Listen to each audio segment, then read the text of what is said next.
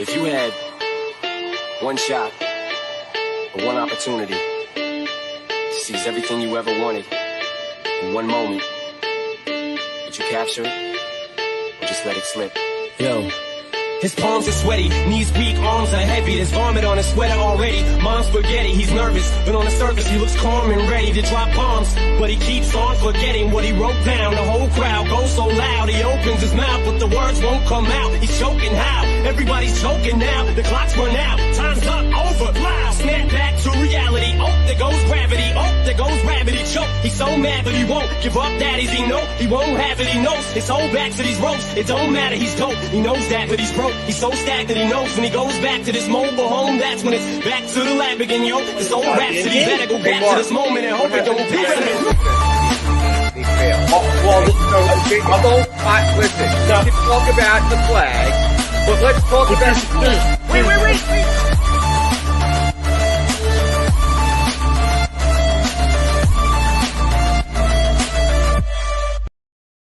And a very good morning to everybody. Welcome to Trending in the AM right here on DSM Media. It's Friday, April 15th, tax day. Good Friday. A lot of things that today is. It's also the last day that we're live this week on Trending in the AM before the Sixers-Raptors series tips on Saturday at 6 o'clock.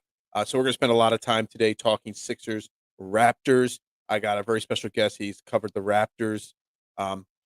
Esfandiar Baraheni from The Score. I'm trying my best to pronounce his name as best as I can. When he comes on, he's going to come on around 9 a.m. Give us a Raptors perspective, an outsider's perspective on the on this series. I'm going to do my absolute best not to butcher his name. We're also going to talk a little Phillies, Marlins from last night. We'll start there, talk about that loss last night, and then jump into that Philadelphia Sixers, Toronto Raptors series. Give my final predictions and thoughts on what I think is going to be a tough one. If you want to get involved in the show, Facebook, Twitter, Twitch, YouTube, best places to do that are Facebook and YouTube. That's where I can put your questions, comments, thoughts up on the screen like these examples I have set up here. So make sure you head over there. And if you're on the YouTube page, make sure you hit that subscribe button and thumbs up button. Trending in the AM, it's brought to you by 99 Jersey. Check them out, 99jersey.com. Use promo code TRENDING. 15% off their jerseys there on their site. They got fantastic jerseys. High school, college jerseys. You have your favorite NBA players. They got some of the baseball players. They've got a Otani, Japanese jersey on there. They got some other great celebrity jerseys, things from movies, TV shows. So make sure you check them out, 99jersey.com. Promo code TRENDING. And I am Phil Stifle, your host, every morning here on the morning show. Make sure you shoot me a follow at Beard of Knowledge. I'll do the mark point right there. And as Mark always says, plug us into your CarPlay, into your car, so you can listen on the ride to work whenever you're driving around today. It's the Easter weekend, so there's a lot of people off right now, a lot of people not at work today. So tune it up, have your coffee, get set for Easter and your holiday, and enjoy this conversation, because it's not going to be the most positive conversation today, though, because the Phillies dropped their third in a row yesterday, and I'm not feeling the overall positivity about the Sixers series. So there's going to be a lot of negativity coming out of me today, and I apologize in advance for that, because let's be honest, the Phillies stink right now, just plain stink right now. I know it's early in the season. I'm not one to overreact too soon. That's only on Mondays for Overreaction Monday. But they dropped another one to the Marlins last night, 4-3. And I actually didn't think that I wasn't expecting a major win or a major offensive blowout from the Phillies last night. Let's be honest here for a second. First off, the Phillies were going up against Sandy Alcantara. The Marlins, is he their ace? I don't know. But he definitely has ace stuff. Use that term stuff with a pitcher all the time. What kind of stuff does he have? Well, he's got pretty damn good stuff there, Alcantara, and he's always giving the Phillies fits anyway.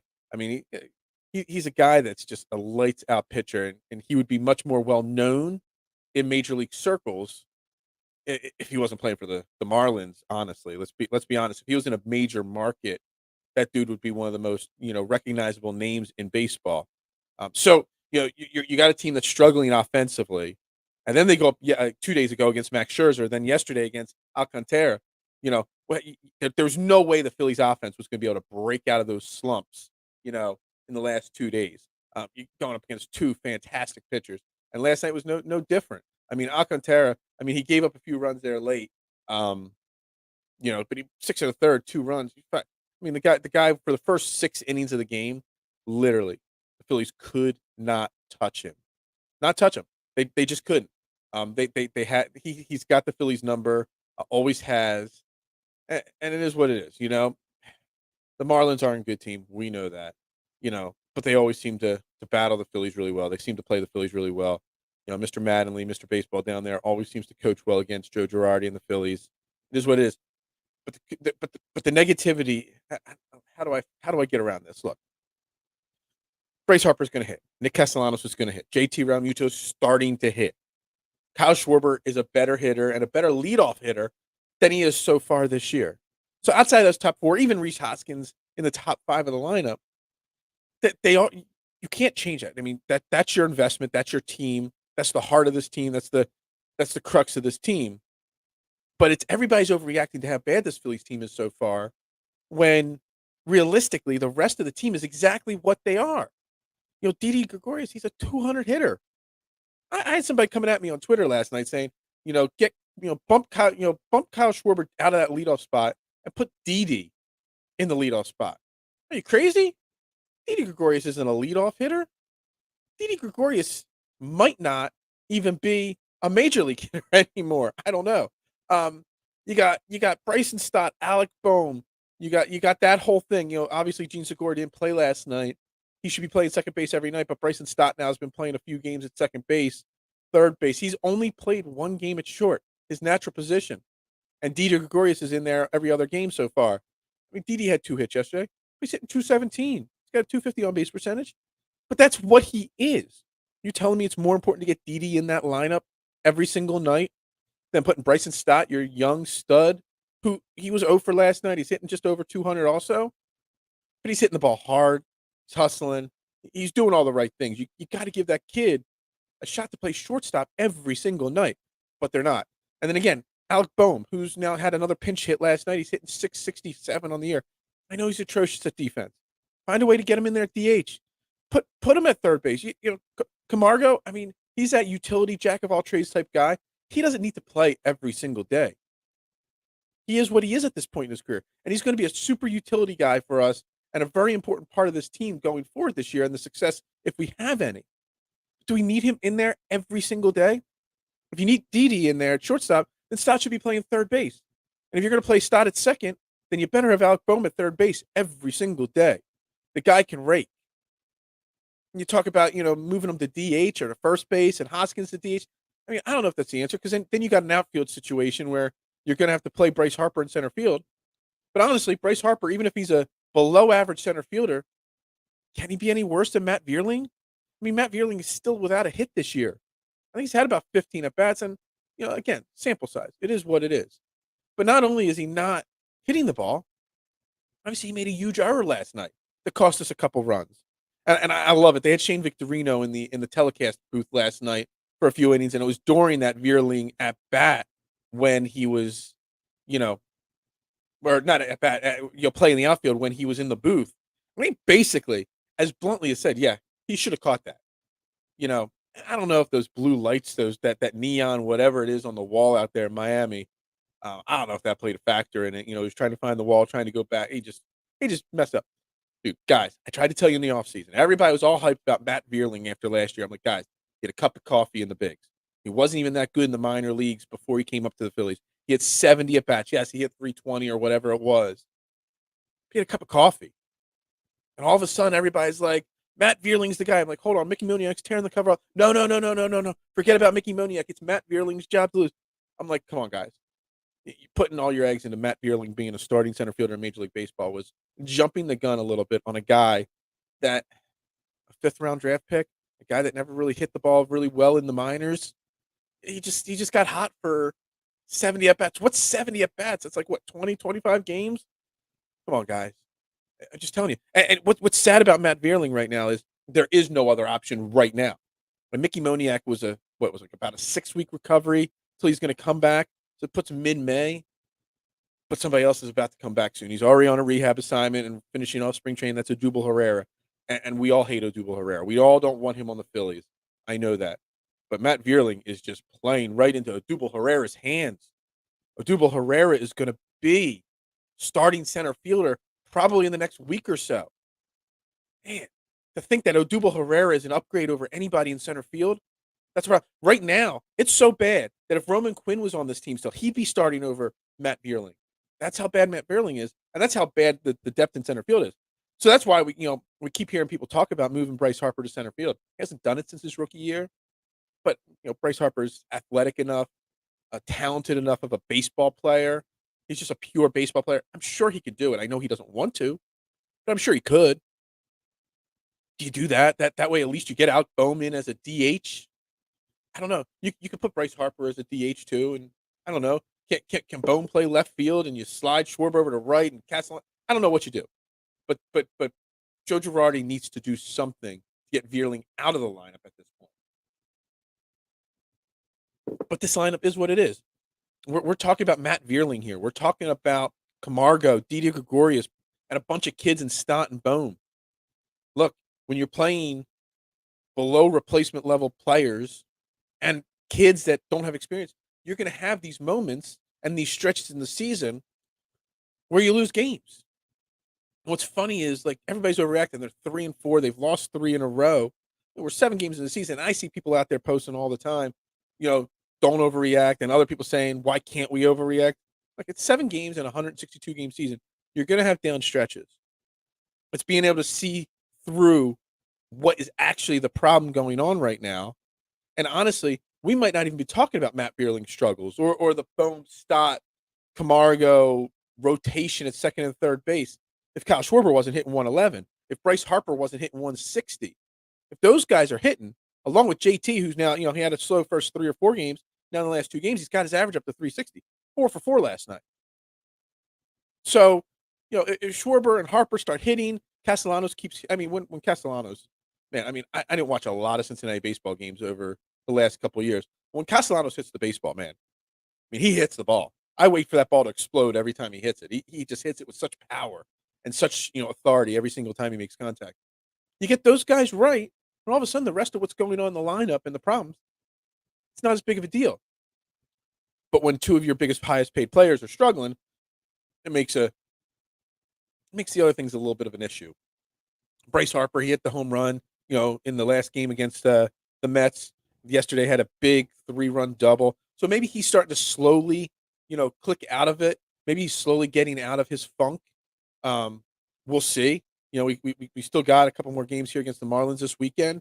Maybe he, gets out of it. Maybe things, turn around a little bit for him now, in the next couple of days. Because normally he does have pretty hot starts to the season. But, those struggles at the top of the lineup, amplify the problems at the bottom of the lineup. And that's the problem. Look, we're not going to win 162 games. We knew that. We weren't going to win 100 games. I knew that. I said 88 wins, because I tried to tell everybody, pump the brakes. This team still got issues. There's obviously problems here with this team. And we're just talking the offensive problems right now. We could get into the pitching problems. Look, for the first time in ages, the bullpen's actually half damn decent. Yesterday, Kyle Gibson went 4 2/3 innings. The rest of the game, the bullpen shut them out the rest of the game. Gave up 1 hit. They came in with 1 out left in the 5th inning. The Bellotti, I don't even know who that is, Norwood, then Hand, then Knievel. Gave up 1 hit the rest of the game. 3 base runners, 2 walks and a hit. In 3 1/3 innings? Come on. That's pretty damn good. It's so great and so comforting to actually see a really strong bullpen all of a sudden. I'm going to play we just finished the first week of the season card. And you know what? You're fair to say that, Freddie.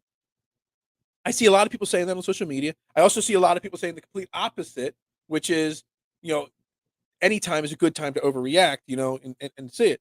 I'm kind of trying to see it down the middle. Why is it the struggles? And the struggles are because, when you have somebody like Schwarber and someone like Bryce Harper in your lineup, combine their average isn't hitting 250. That's a problem. It is amazing that the bullpen's not a problem. It's kind of refreshing because I kind of feel like my brain has been so ingrained with bullpen issues. Even though now this bullpen is much better, I kind of feel like when somebody comes in, Brad Hand yesterday or Corey Knievel, that the wheels are just going to fall off. Just because that's what we've been so ingrained to think over the last few seasons. But it's refreshing that it hasn't happened. But it doesn't matter how good the bullpen is when Kyle Gibson everybody was telling me all off season long, Kyle Gibson's a great pitcher. And I tried to keep telling you, guys, he's an average at best pitcher. He's a number 4 guy on a decent team. A playoff team, like a contending team, like a Dodgers team or a Red Sox team, a team that's going to make a run at a title. He is not a top 3 pitcher. Never will be. He's got more seasons with over 5 ERA in his career than he does under 4 ERA in his career. And I think I didn't bring up his numbers here before the show, but he's got probably just as many mid 4s as 5s too.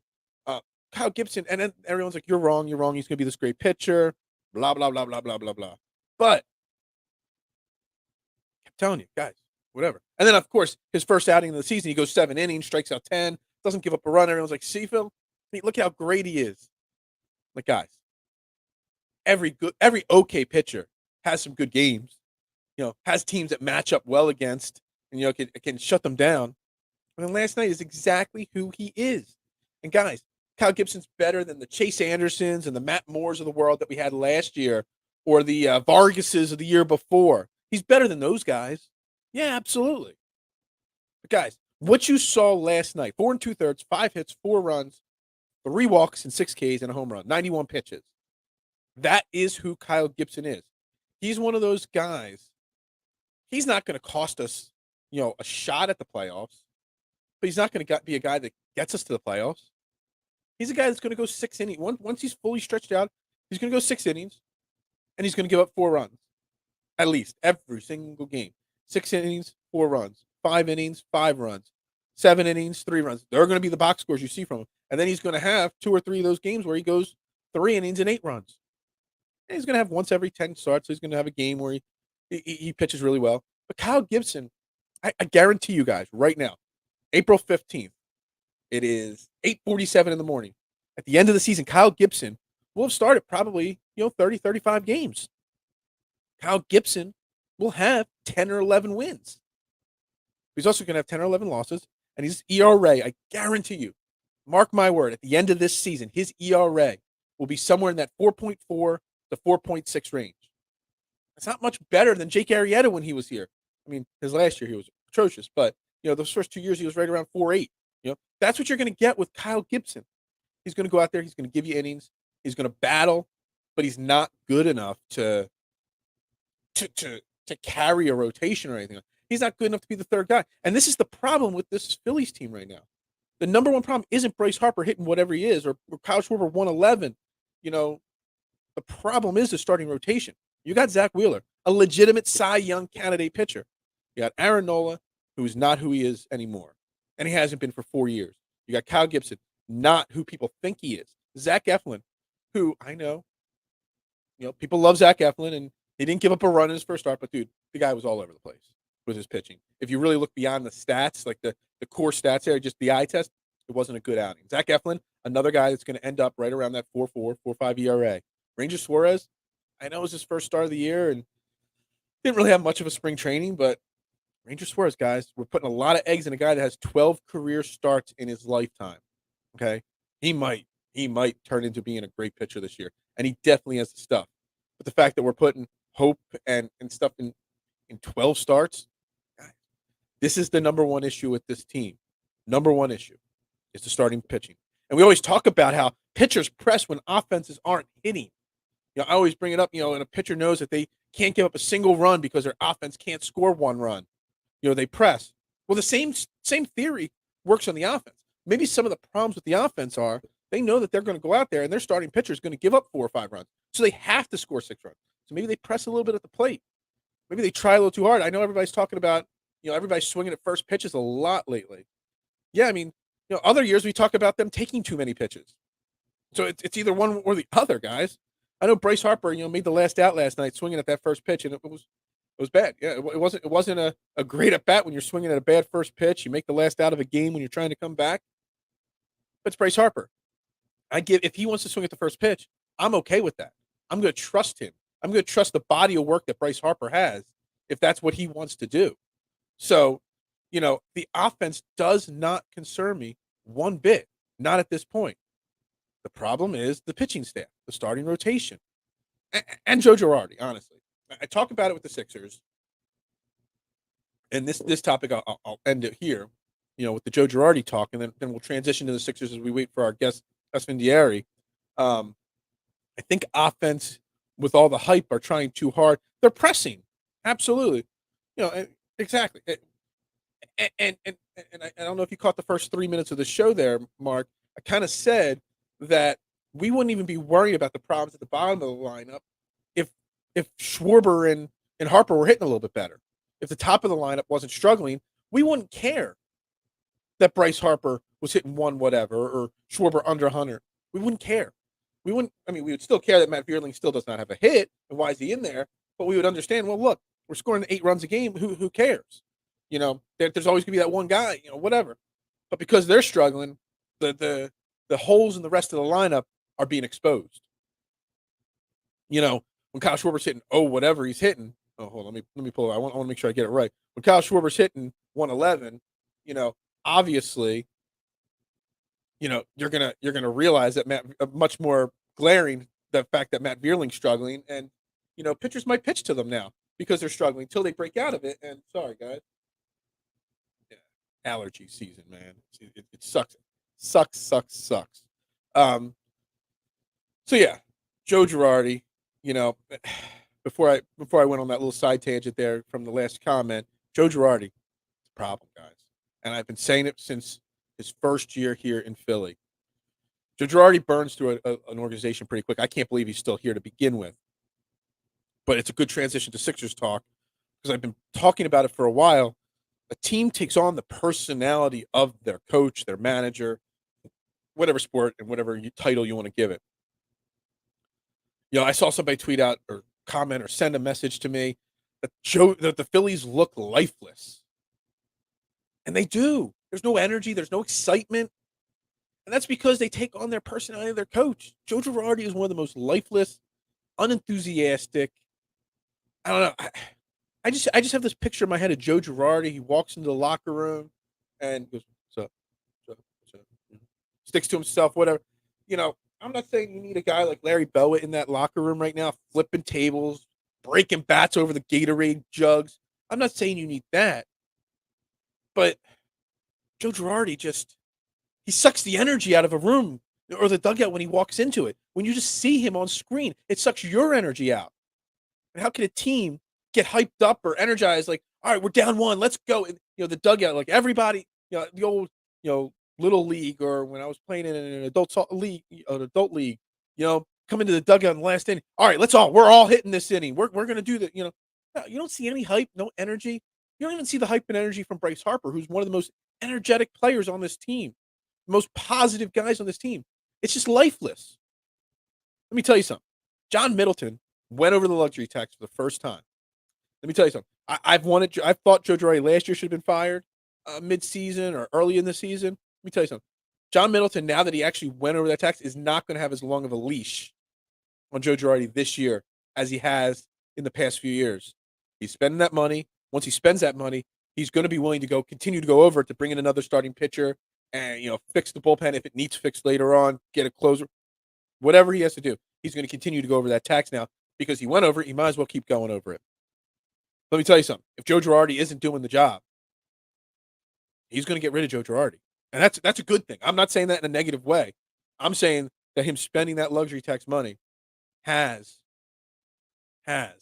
maybe finally given John Middleton the push, the desire to move on. And David Dombrowski, George Girardi wasn't Dave Dombrowski's guy.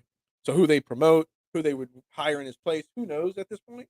But I'm telling you, Joe Girardi is going to be gone if this lifeless. I don't even care about the batting averages. I don't even care about the 3-4 record. It's the lifelessness of this team. You would honestly, 3-4 is not an awful start to a season. It's not like they're out of it already. It's not like they went 0-7, but the 3-4 start feels like it's 0-7 so far because there's no energy coming out of that. This season, this team, this city was so hyped for the Phillies for game 1, for the start of the baseball season, and now there's nothing. It's like we're already in the dog days of summer, late July, and back in the late 80s, early 90s, growing up, and it's like, yeah, it's July 15th. The Phillies are already out of it. There's zero chance for them. That's what it feels like right now. And it's not that it's not the end of the world right now being 3-4 with who's struggling and who isn't. No, season's not even remotely close. But you take on the life of your manager, the personality of your manager, and it's a problem. It's a real big problem with this Phillies team, and it's a strong concern for me. And I hope something changes. Will it? I don't know. We'll find out soon enough. I'm telling you, they're not going to accept this. I mean, they got the Marlins. They're doing this series against the Marlins here right now. I want to bring up the whole schedule here and see what's coming up here. Obviously, they got the 4 games against the Marlins. Eflin goes tonight against Lopez, Suarez, Wheeler to close it out on Easter Sunday. Then we're going to Colorado. Then back home against Milwaukee. Milwaukee's a really good team. Colorado, we'll see. Let's see. I'm going to the Friday Milwaukee game, by the way. It's Rangers Suarez against Peralta.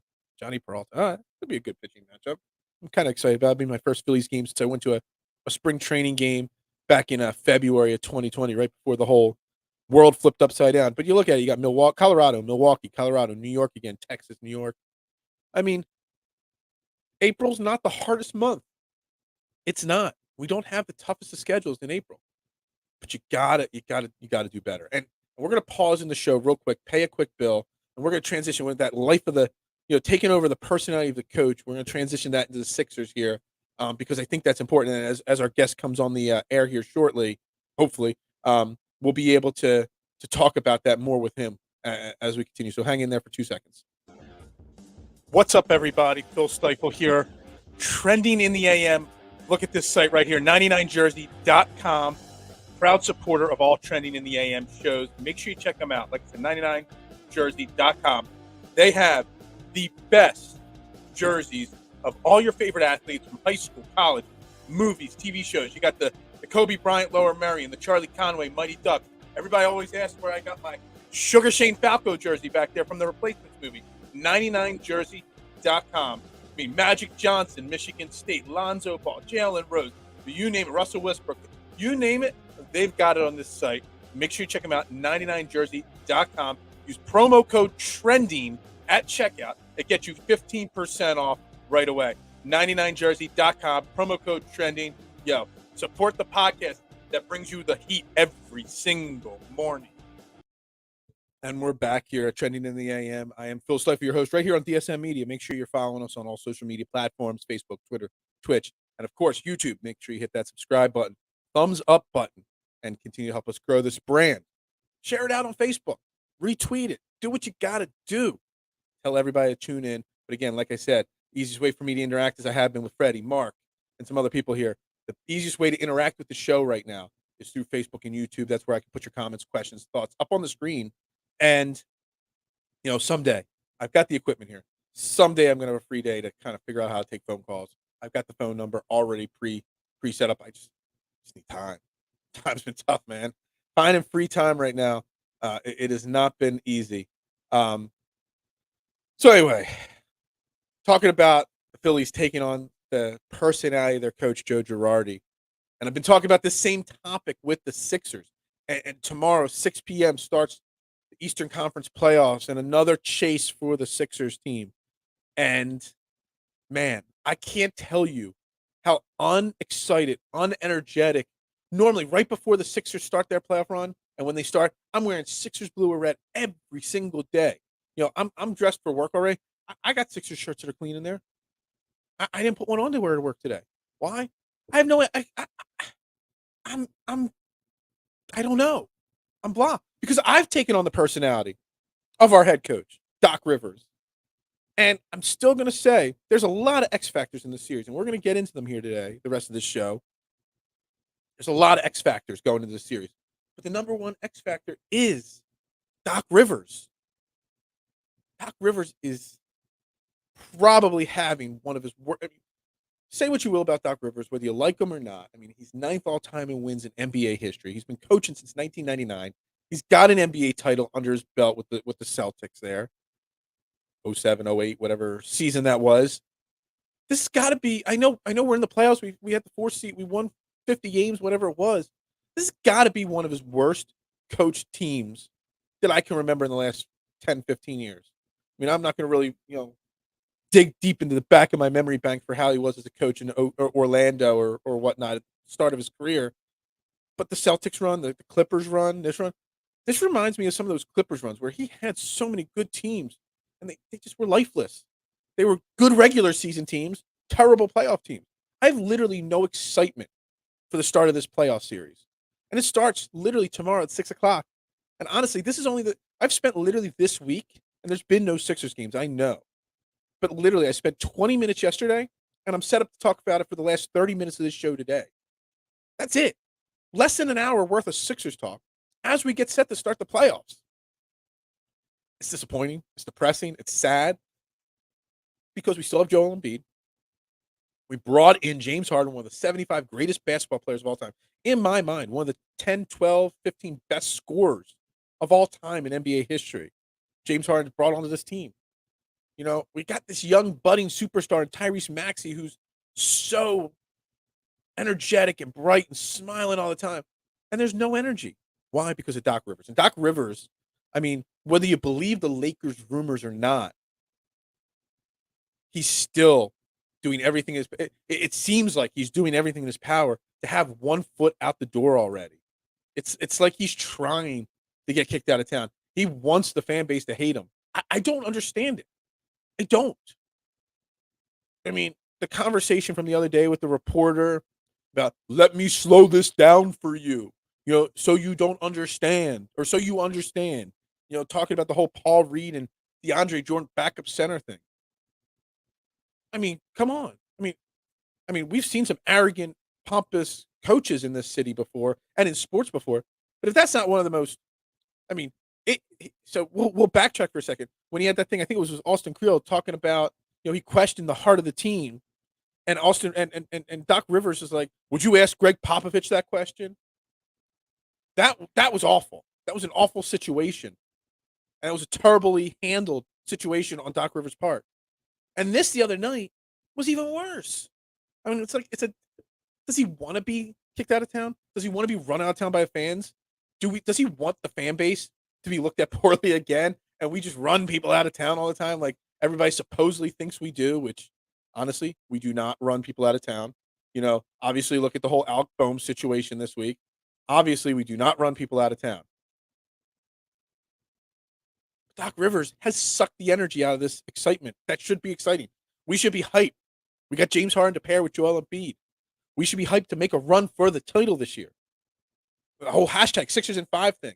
Started last year, trying to bring it back this year, but I don't think I can say Sixers in 5. I just can't. Not this series, at least. And it's because we've taken over you cannot tell me with a straight face that what happened in that press conference the other day, talking about Paul Reed, that did not gravitate into that locker room. You cannot tell me that Joel Embiid is not pissed at the way all Doc Rivers had to say was, yeah, Paul Reed had a really good thing. We'll see what we do. You know, we'll try our best to figure out the best rotation that works best depending on the match. They could have said it like that. But instead, he had to be a pompous, arrogant ass and be like, yo, you know, let me slow this down. Dude, he's already got 1 foot out the door. It's almost like he hopes to get knocked out, because if he gets knocked out of the playoffs in the first round, then he can move on right away. There'll be no question. We make a run, who knows, you know, he would have to retire or what, who knows what would happen. But this team is taking over that energy or lack thereof that Doc has. I said it 40, 50 games ago. Doc Rivers looked like he needed a break. I suggested it 40, 50 games ago. Maybe he should step away for the rest of the season and let Sam Cassell take over. Not saying I know I talk about Sam Cassell a lot on the show. I'm not saying Sam Cassell is going to be a great head coach. I don't know that. Nobody knows that. But he shows more energy on that bench and sideline than Doc Rivers does. I suggested it. Everybody thought it was crazy that, you know, maybe Doc Rivers even takes a 20-game hiatus the guy's played a long NBA career and literally retired, and then next year went right into coaching. He has not had a year off in like 30, 40 years. And that's a grind. Coaching a professional team, playing a professional sport. The Sixers have taken over his, maybe the right term is he's just tired and frustrated and needs a break. It seems like he might just go right to the Lakers, right back to LA. No break for him, whatever. I don't care what he does if he leaves here. problem is that the number one X factor right now on this team and in this series is the Doc Rivers, Nick Nurse conversation. Who's the better head coach? And Nick Nurse has only been coaching, for 4 years now? Nick Nurse is the better head coach. Nick Nurse has his team playing a certain way that Nick Nurse,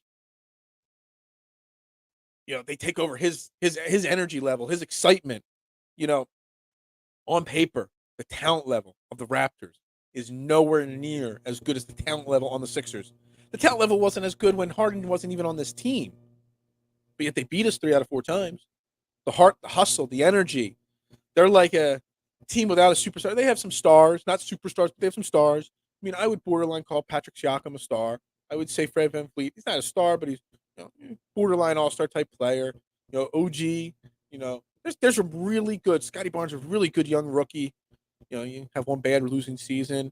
You get Scotty Barnes, and now they're right back in the playoffs. They got some really good team. They got some really good length on the team and stuff like that. But on paper, they don't have any superstars. But they play at a level. They play at a higher level. They exceed what they're supposed to be. How do I say this the right way?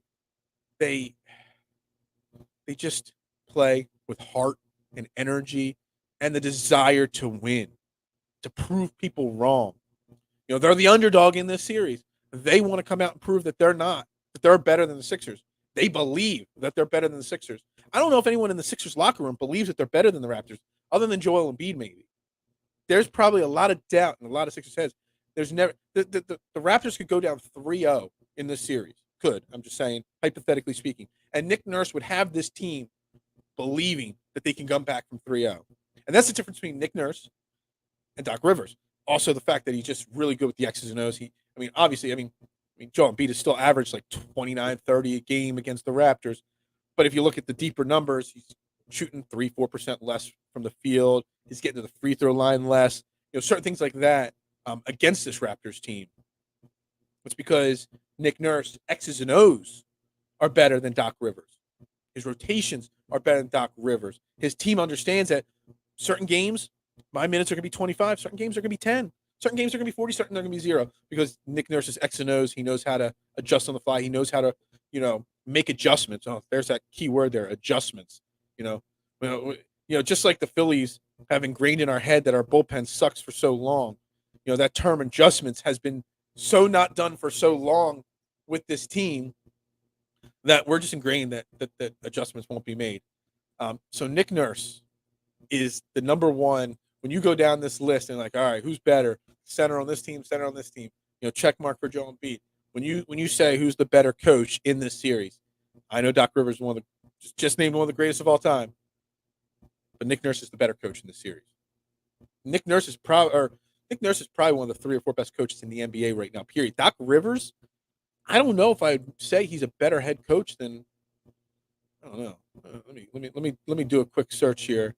Let me just look at this playoffs right now. Who's in the playoffs even right now? Is he a better coach than anybody in the East right now? I don't know. Probably a few of them, but not a lot of them.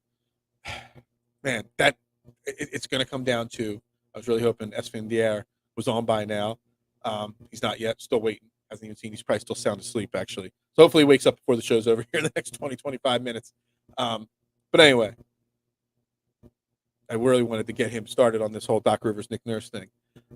Nick Nurse is going to win the series for the Raptors. Doc Rivers is going to lose the series for the Sixers, if that's the way it plays out. I'm not saying the Sixers are going to lose the series, but that's the way it's going to play out. So yesterday on the show was brought up, put it out there on Twitterverse a little bit yesterday. Dylan brought it up yesterday morning. Matisse Thybulle, obviously, he's not going to be playing for 3 games. And Dylan brought it up yesterday. Kind of caught me off guard. I really wasn't sure what to think of the situation. And Dylan brought up, do you bench Matisse Thybulle for the whole entire series? He's not available for 3 out of the potential 7 games, so why play him at all? Do you just start him off the bench? Do you start him? Do you just not let him play at all? And it got me thinking. And it reminded me first and foremost about how important Danny Green was to this team in the playoffs last year. And Danny Green, first and foremost, I'm going to say this. Danny Green should start game 1 over Matisse. because Matisse has to go and get regulated to just that bench role. Whether he plays at all or not, I don't know. That's a topic of that I'm still mulling in my head, but Danny Green should be starting no matter what. But I'm going to harken back to last year. And I said it last year, and I'm going to say it again. I said it in the offseason. I'm going to say it again right now. If Danny Green does not get hurt, we win that Hawks series last year. And Danny Green is what he is. He's an older veteran guy. He's not the player he used to be. I know that. But Danny Green last year, let me just remind you, in the Eastern Conference first round last year against Washington, we won that series 4-1. He shot 46% from three, 48% from the field. He played almost 30 minutes, played 28 minutes a game, averaged 9.5 points a game, 3 rebounds, almost 2 assists. I'm looking at his other numbers here. He had 5 steals in the 5 games, 7 blocks in those 5 games. Danny Green, come playoff time, is an effective player. Him sitting the bench and playing 15, 18 minutes a game this year is great. It's what I wanted with George Niang, resting him, not overburning him out come playoff time. Danny Green should be fresh. Danny Green will be playing 25 to 30 minutes a game here come playoffs, come Saturday. And I think that's important because Danny Green's got 3 titles with 3 different teams. He's a veteran. He's been in this league. Let me bring up this total here. He has 153 starts in the playoffs. 153 games. He's been making the playoffs since 2011. Well, a long time ago. He won with the Lakers. He won the finals. He won with Toronto in the finals. And where's his other? And he won with San Antonio back in the day. Also lost in a few finals, too. So this guy is a playoff grizzled veteran. There's no reason why you need to worry about playing Matisse Thybulle much at all in the playoffs. You just don't. You just let him roll. You just let him go. To Dylan's point yesterday, do you play him at all? Probably. Definitely if there's some foul troubles or issues like that. But Danny Green's got to be the guy. I will tell you 100 times over, we win. I don't care about how bad Ben Simmons played last year in that Hawks series. We win that series if Danny Green does not get hurt. We win it. That's how important Danny Green in the playoffs is to a team. Now, I'm not saying Danny Green's the X factor of us getting to the finals or winning a chip or anything like that. But he's definitely, one of the pieces. He's not a pawn. Looking at the chessboard, he's not the king or the queen. He might be one of the rooks. I don't know. I'm trying to find analogies here to make it. If he's the poker chips, you got your $1, your $5, your $25. Here's one of those $5 chips. He's not a $1 chip. He's not a tip to the dealer. Danny Green is an X factor, and Matisse not being vaxxed fully, not being able to play in Toronto, almost is a blessing in disguise because Matisse would have been starting still, and Matisse's defense sometimes it's always great, but certain things he does frustrate you, and he gets in these little stretches where he's really bad, sometimes really good. Danny Green's going to be level-headed. The moment's not too big for him. When you have 150-plus games in the playoffs, the moment's not too big for you. His career, he's got a 38% three-point shot in the playoffs. His career, 40% from the field. The guy can get minutes. He's going to give you 27 minutes, 28 minutes a series, and he's going to be really, really good. So, X Factor number 1, Nick Nurse versus Doc Rivers. Check mark to Nick Nurse there. But X Factor number 2 is this whole Matisse thing. It's a blessing in disguise is the way I'm going to phrase it. Because Danny Green is now going to get a lot of effective minutes that he might not have gotten if Matisse was there. And I'm not saying bench Matisse totally, but I think Matisse needs to be the 9th guy. So you got your core starting. You got Maxey, Harden, Danny Green, Tobias, and Joel. You've got Shake Milton, George Niang, whoever your backup center. This round it'll probably be Paul Reed. That's the core 8. The Matisse is the 9th guy in my mind. That's what I think. Matisse is that guy that comes in just in the defensive moments of the game. I'll be fine if he plays 10 minutes a game. I'll be fine if he plays 2 minutes a game. But I don't want to see in the home games Matisse playing 20, 25 minutes. I don't think it's necessary. I don't think it's smart. And, yeah, if he plays 0 minutes a game, if he's a DMP coach's decision, I'm okay with that. 100%. Not a problem at all for me, one bit there. Yeah. So that's X Factor number 2. of this series. Right there. All right, I'm just checking in on some things here real quick here as we continue to roll along. Man, my man's just not waking up this morning, is he? All right, so we'll just finish this show, wrap this show up on my own here, continue. Yeah, I get wanting Matisse for defense, but Toronto's 100% going to make Matisse a liability. Absolutely, the liability on offense. Yeah, I mean, Scotty, I just went over it. You know, the offense, the veteran presence, 153 games played in the playoffs for Danny Green. You know, I'm okay. If he plays 10 minutes, fine, sure. If he doesn't play at all, okay. It is what it is. Now, if he was eligible to play, I don't even think we'd be having this conversation about Danny Green. I'd still be talking about Danny Green as an X factor on the bench because he's been so good. But that's an X factor right there. Danny Green is a playoff experience. The fact that he's fresh, hasn't played all. Let me bring up his numbers from this season as a whole this season. I just want to look at his minutes played mostly and games played. So I know he missed some time with injury. He played 62 games. He was averaging 20 minutes a game. See what his three-point number. He was at 38% from three for the season, so he's not really dropped off too much. Danny Green's going to be a viable, effective part of this team in this series. And if he plays well, we win this series. If Doc does in the home games too much Matisse and not enough Danny Green, it could be an X factor that costs us the series. Again, Doc Rivers and what he does is going to cost us this series. X factor number 3 for me in this series. Not Joel, not James Harden. It's Tobias Harris. I know Tobias has come under a lot of flack this year. $35 million man, not good enough. He sucks. He's this, he's that. There's no doubt about it. Tobias Harris has not had his best season as a Sixer. It's obvious. No doubt about it. Tobias Harris is another guy. Come playoff time, sometimes his game takes it to another level. Again, that Washington series last year. I'm just pulling out that one right there. He averaged 25 points and 10 rebounds, playing 33 minutes a game. Even in the Hawks series, he was averaging 19.5 points and 7.5 rebounds a game. You know, he shot 38% from three, 36% from three in those two series. Tobias Harris is going to be so important in the series. People don't want to understand how important he's going to be. And if he plays well, can really be a major X factor. I'm looking at his stats from this year. I know everybody thinks he played super bad. He shot 36% from three. He actually shot right on his career average. That's his career average. His points per game were down, obviously, 17.2. You know, from almost 20 points a game the last couple years with the Sixers. But his three-point percentage was literally right there. You know, there was a need for him to score more on offense this year for the most part because of Ben Simmons being gone. And, you know, we could say what we want to say about Ben Simmons, but Ben Simmons still averaged 15, 16, 18 points a game, whatever it was. I don't even know. I don't even care anymore what Ben Simmons did.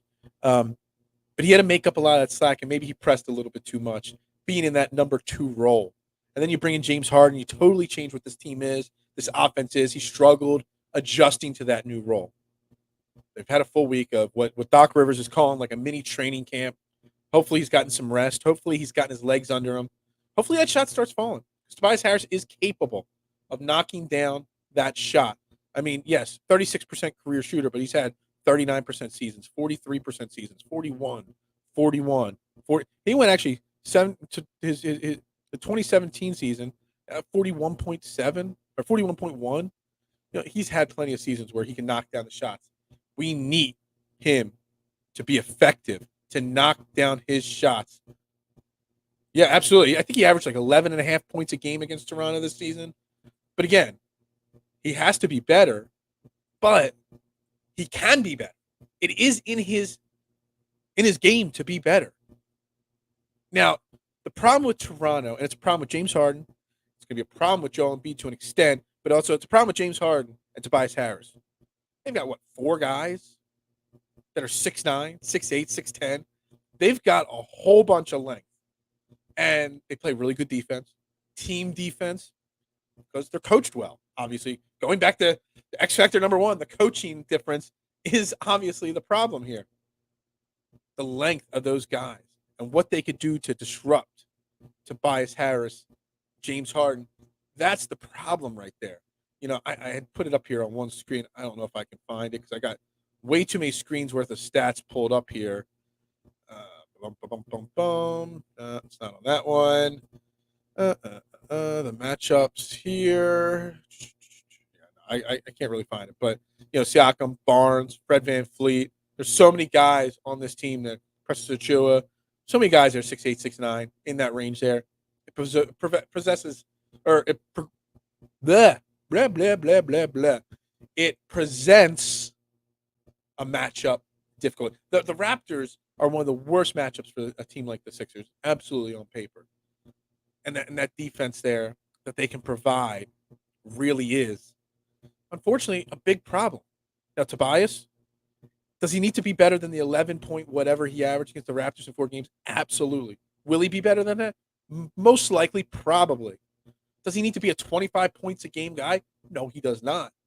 But I better see a Tobias Harris that comes out aggressive, knocks down his shots, and even if he's not knocking them out, if he has a cold night shoot, takes confident shots, no hesitation, he needs to be shooting 18 points a game. He has to. He needs to be knocking down 36, 38, maybe 40% of his 3 balls. He has to. Has to. Will he? I don't know. Hopefully. We'll see. All right, X factor number 4. James Harden. James Harden's not the James Harden of before. It's obvious. He's lost a step of or 2 even. James Harden is still one of the best players in the NBA.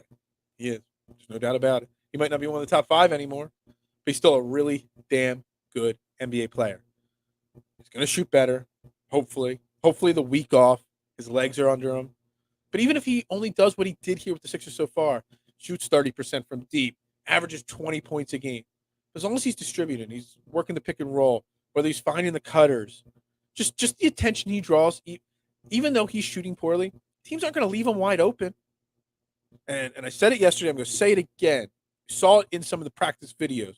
Him taking quick threes, not the catch the ball, look at your opponent, dribble 6 times, and step back 3. No. Just catch the ball. And when you have that initial second that you're slightly open, just take the straight 3. It's almost like James Harden's forgotten how to take a pure shot. That I need to see a little bit more of him, because obviously a straight 3-point shot's got a higher percent chance of getting knocked down than a step back 3. Obviously. So I want to see more of that. I want to see him when he goes to the rim be aggressive. It seems like he's soft the last 10 games going to the rim. And here's the thing. So the Sixers are one of the leaders. We all know this. The Sixers get to the line more than any other team. They have guys that pretty much everybody, Tobias, Joel, Harden, Maxey, they all knock down their free throws. No problem whatsoever. They're all above average free throw shooters. Problem is, Toronto's one of the best teams at not fouling the opponent.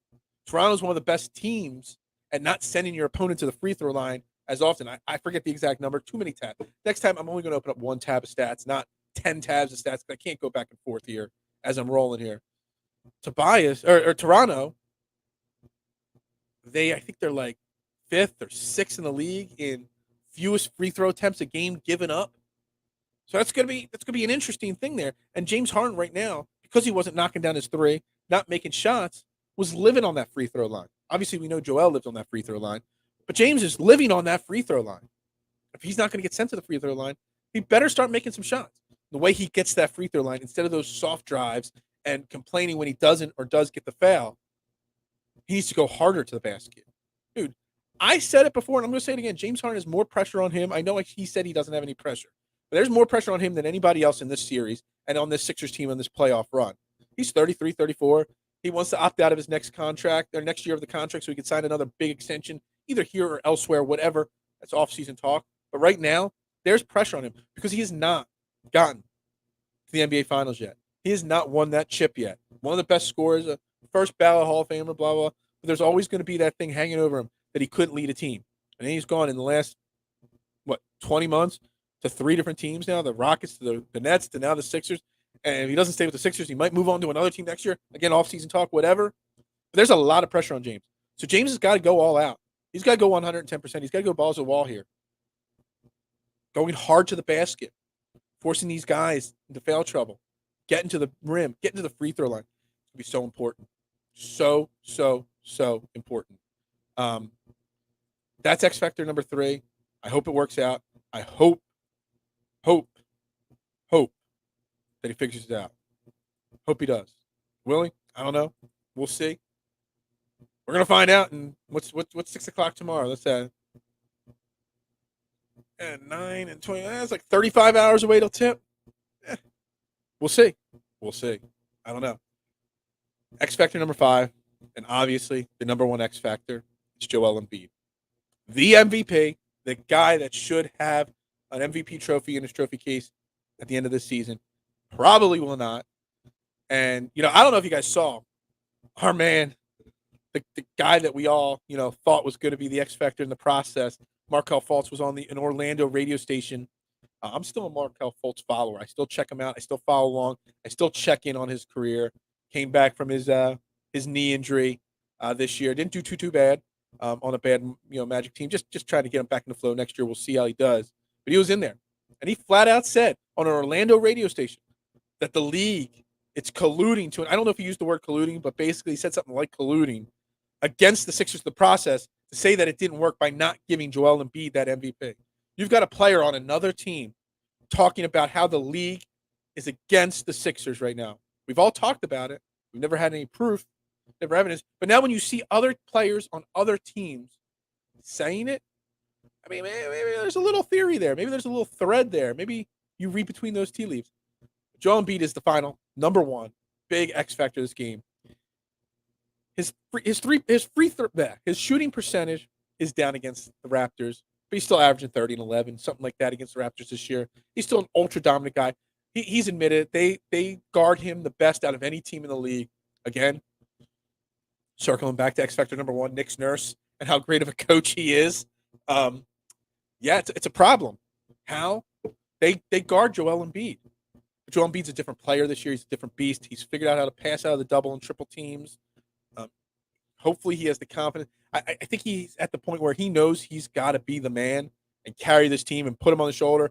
If he has to put 40 and 10, 40 and 15 up every single night, he knows that. But he also knows that if he's getting triple team, he doesn't have to force it. I mean, in the last couple of weeks, he's had some higher turnover games. But for the most part, big picture this season, he's eliminated a lot of those sloppy turnovers from forcing the ball. So I think he knows what he needs to do. And that final X factor there, Joel Embiid, is why, as we come to the final 2 or 3 minutes of the show, why I think the Sixers win this series. They win this series because they have Joel Embiid, the best player in the NBA right now, the number 1 guy, the MVP of the league. They have him on their team. This is Joel Embiid's spotlight. This is Joel Embiid's time. As the intro song plays, time is now. This is his moment to shine. Will we get to all the way to the finals? I don't know. But he is not going to go out in the first round against the Raptors. He's not going to relive a couple years ago and have to be upset. He's not going to go down against this Raptors team. He's just not. Now, I know we joke about Sixers in 5 all the time. I started that last playoff series last season, and I'm gonna continue rolling, hashtagging it. Sure, it's fun. So it's all in good fun. But realistically speaking, the Sixers will win this series because of Joel Embiid. They will. And he's going to put them on their back. He's going to count. Now, it's not going to be Sixers in 5. I'm going to roll out how I see the series playing out. I actually think they come out tomorrow night. I think they come out and they just play. They just dominate. They're the better team. They're going to win the game. Sixers win by 10. I think they're 4.5 point favorites in this game. I know it was 4.5. I want to get a actual up-to-date line on this game right now. Let's see. ESPN's actually where is it? There it is. 4.5. It's still a 4.5 point game. Sixers are minus 190 on the money line. That's kind of low. 4.5. I think they're reading between the tea leaves like me. They know what the deal is. But they're going to come out and win by like 10 tomorrow. It's just the way I see it playing out. I actually think they win both games at home. They win game 1. They win game 2. They go to Toronto. They lose game 3. Okay. Toronto's going to win 1 game at home. Let's make it 3. Toronto's not going to fall down 3-0. They're just too well of a coach team. Then the Sixers win. They get 1 in Toronto. They go up 3-1 in the series. I see it going that way. All right. They come back to Philly with that chance for the 6 and 5, and they drop game 5.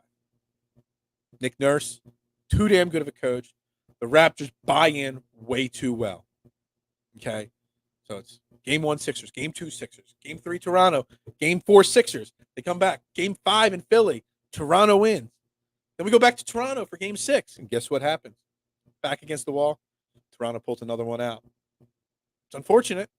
But game 6 goes to the Raptors. And now we're sitting here at 3-3.